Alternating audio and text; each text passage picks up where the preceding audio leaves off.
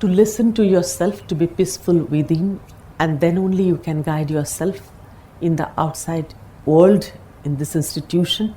As there are many eons has passed, many eras.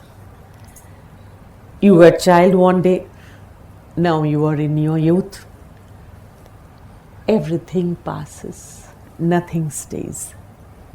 But you as a human being, what you will serve to yourself and to the society of people, it will be remembered.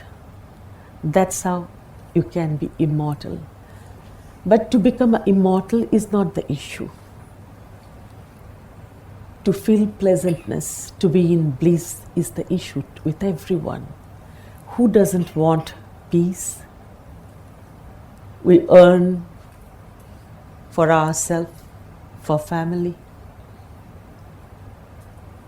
We want to earn respect, money, whatever. Actually, we want to reach the peacefulness. But we try to gain through doing some action and with attachment, with asking for happiness. Happiness is temporary.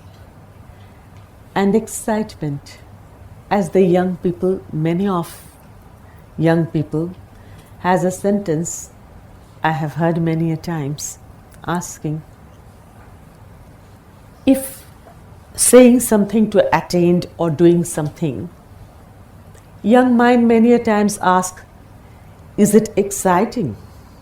Now, what is exciting? To throw something and it will come down. That is excitement. It doesn't stay long. With any of your action, with any of your food habit, with any of your behavioral pattern, with any of your relationship, if you want a temporary happiness, okay, it is your life. But with all this temporary happiness, you must feel miserable. Already you have gone through with misery, with pain.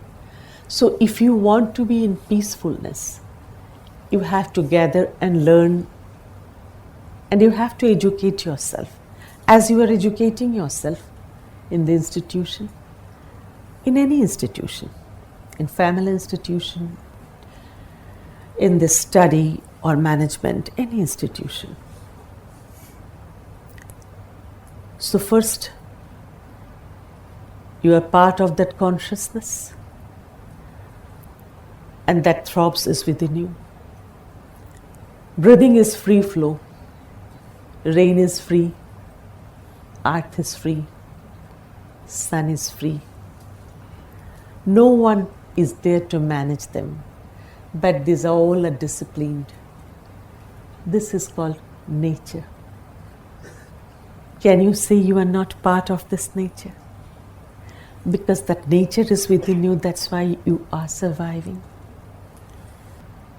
This big, ample sky, where we cannot understand what is solar system, but in our computer, in a smaller screen, okay, we can comprehend. But to comprehend this understanding of nature within you will be the real one.